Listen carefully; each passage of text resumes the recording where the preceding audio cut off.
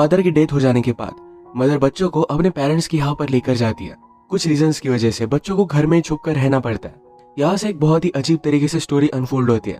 Hello friends, आज मैं आपको फ्लावर्स इन द एटी 2014 की एक हॉलीवुड मूवी एक्सप्लेन करने वाला हूँ। अगर आपको वीडियो अच्छा लगता है तो प्लीज इसे लाइक और कमेंट जरूर कर दीजिएगा। अब बिना किसी देरी के एक्सप्लेनेशन स्टार्ट करते हैं। मूवी स्टार्ट होती है और हमारी कैरेक्टर कैथरीन ही हमसे बात कर रही थी। वो कहती है कि लाइफ में कब क्या टर्न आ जाए इसके बारे में आप बता नहीं सकते। पहले तो हमारी लाइफ बहुत ही परफेक्ट थी पर उसके बाद बहुत ही डेंजरस से टर्न आए। अब ये सब क्या था ये हमें फ्लैशबैक में पता चलेगा। हम कैथरीन की फैमिली देखते हैं जिसमें उसके छोटे से ट्विन ब्रदर और सिस्टर्स थे और एक बड़ा ब्रदर था जिसका नाम था क्रिस्टोफर। मदर का नाम था कोरिन और फादर का भी नाम क्रिस्टोफर ही था। फादर हमेशा अपने काम से जरा दूर रहते थे।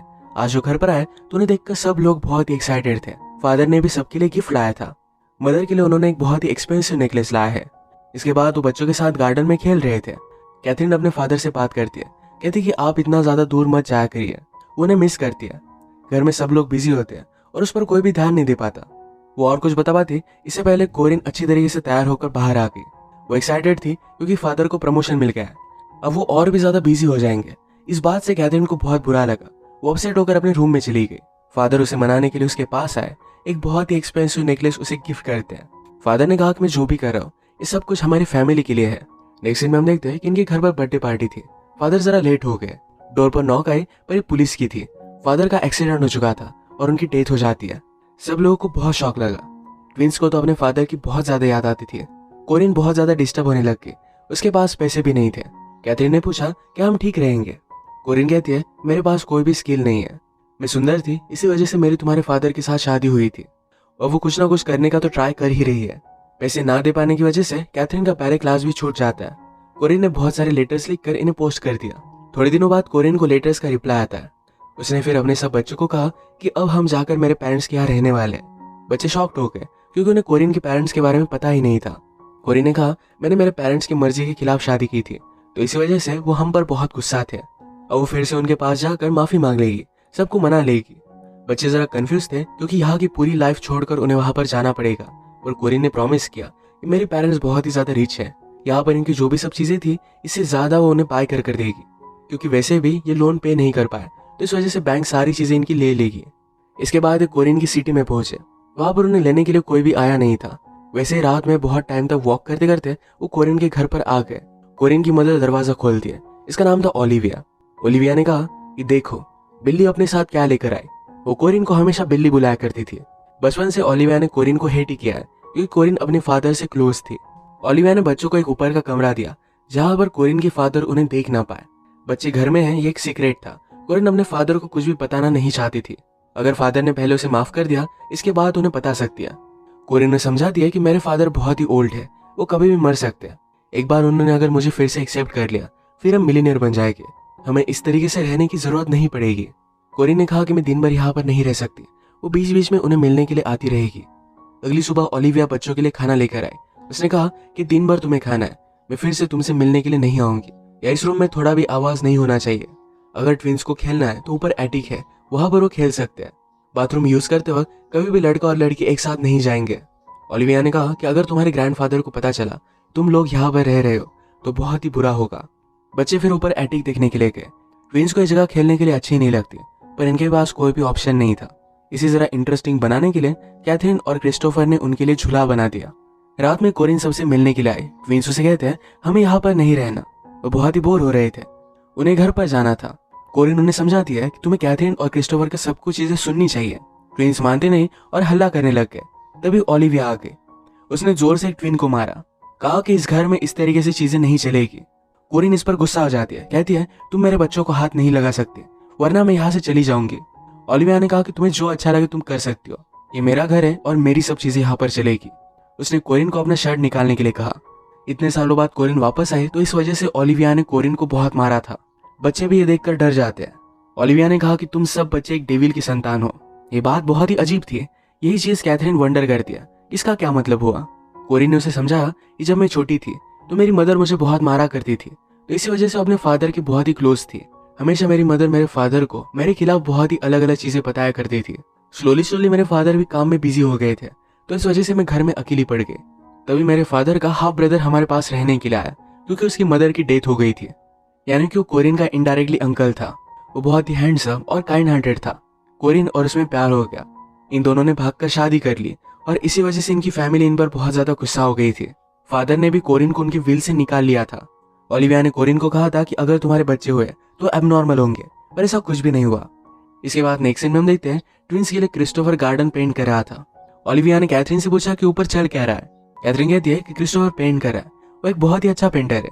ओलिविया पूछती है कि कभी उसने तुम्हारी पेंटिंग बनाई है क्या, तुम्हें कपड़े निकालने के लिए उसने कहा। कैथरीन को यह बात बहुत ही कंफ्यूजिंग लगी।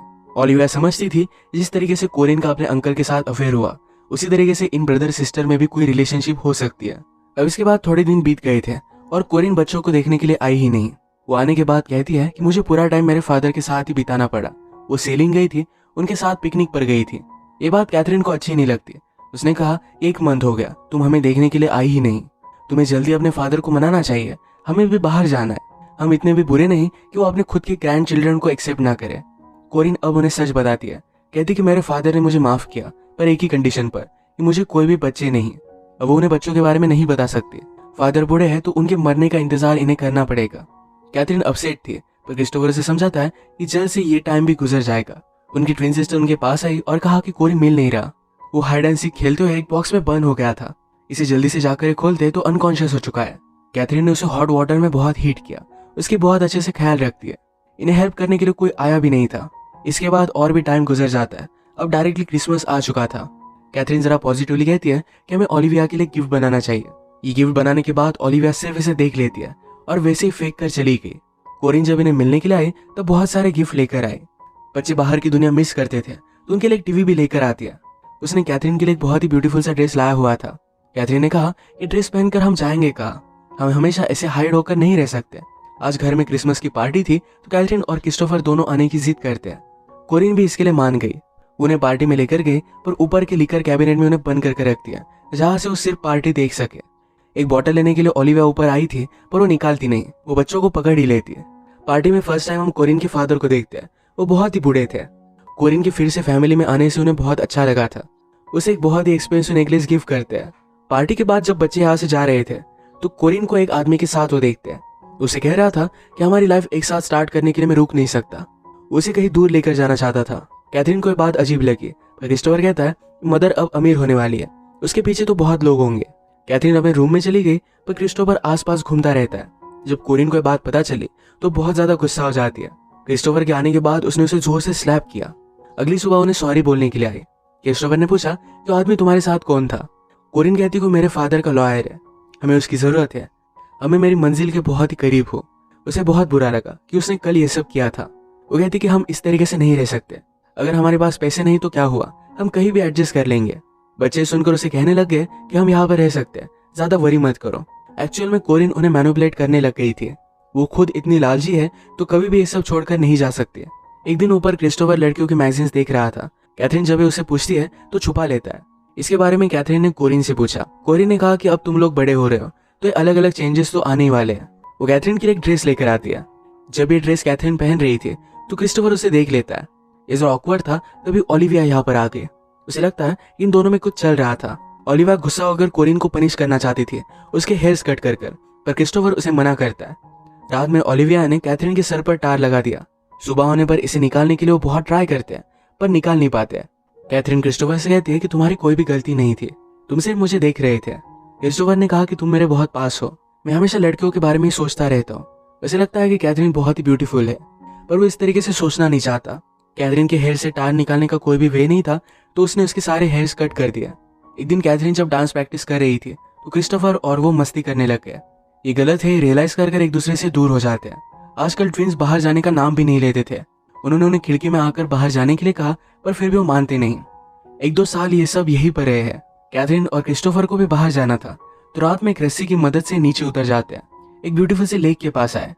ये वंडर करते हैं कि क्या कोरिन उनके लिए कुछ करेगी। वो उस पर अब ट्रस्ट नहीं करते। कोरिन बच्चों से मिलने के लिए आई पर डायरेक्टली 4-5 मंथ के बाद वो बच्चों से कहती है कि मेरी शादी हो गई है। वो हनीमून पर थी, इसी वजह से उनसे मिलने के लिए नहीं आ पाई। क्रिस्टोफर कहता है कि ऐसा अब नहीं चलेगा, 2 साल हो गए, हम यहीं पर बड़े हो रहे हैं, वो इस तरीके से अब यहाँ पर नहीं रह सकते। कैथरीन ने कोरिन से पूछा कि तुम्हारे हस्बैंड को हमारे बारे में पता भी है। कैथरीन कुछ भी नहीं बोली और यहाँ से वो चली गई। ओलिविया के हाथों कोरिन उनके लिए स्वीट्स भेज देती है। डोनट्स देखकर सब लोग बहुत खुश हो गए थे। कैथरीन ने क्रिस्टोफर से कहा, अब हमें यहाँ से निकल जाना चाहिए। हमें बाद में कितने भी पैसे मिले, पर हम इस तरीके से नहीं जी सकते। क्रिस्टोफर ने कहा कि हमें निकलने के लिए थोड़े पैसों की जरूरत पड़ेगी। वो विंडो के पास खड़ा था तो ओलिविया उस पर बहुत चिल्लाती है। वो उसे कभी भी उसके नाम से नहीं पुकारती। तो क्रिस्टोफर कहता है, मेरे फादर की तरह क्रिस्टोफर नाम है। इस बात पर ओलिविया और भी ज्यादा गुस्सा होकर उसे कोड़े से बहुत मारती है। कैथरीन ने क्रिस्टोफर की जख्म देखी और ये दोनों किस कर लेते हैं। अगले दिन ये दोनों करीब थे और ओलिविया आके कहती कि तुम दोनों कर क्या रहे हो। क्रिस्टोफर रोते रोते ओलिविया के पैर में गिर गया। कहता है कि मुझसे बहुत बड़ी भूल हुई है, प्लीज मुझे माफ कर दो। ओलिविया गॉड पर बहुत बिलीव करती थी। उसने कहा, तुम्हें गॉड ही माफ कर सकता है। ओलिविया के जाने के बाद कैथरीन बहुत ही कंफ्यूज हो गई।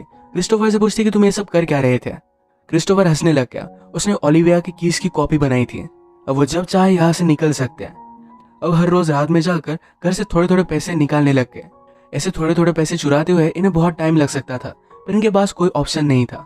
एक रात जब ये ऐसे ही निकले हुए थे तो कोरिन का हस्बैंड ड्रंक होकर सोया हुआ था। कैथरीन उसके पास गई। वो क्यूरियस थी तो उसे किस कर लेती है। इसके बाद वो पैसे लेकर रूम में आ गए। बाहर क्रिस्टोफर फेंस को देख रहा था। ये अभी अभी बनवाई गई थी और इस पर इलेक्ट्रिक का शॉक भी वो लगवा रहे थे। इस इलेक्ट्रिसिटी को बंद करने का स्विच उसने ढूंढ लिया। घर में आकर वो देखता है तो कोरिन और उसका हस्बैंड बात कर रहा था। उसका हस्बैंड कहता है कि मुझे एक सपना आया जिसमें तुम जैसे एक छोटी सी लड़की मुझे किस कर रही थी। क्रिस्टोफर समझ गया कि कैथरीन थी। उस पर बहुत ज्यादा गुस्सा हो जाता है। गुस्से में एक दूसरे के साथ इंटीमेट हो गए।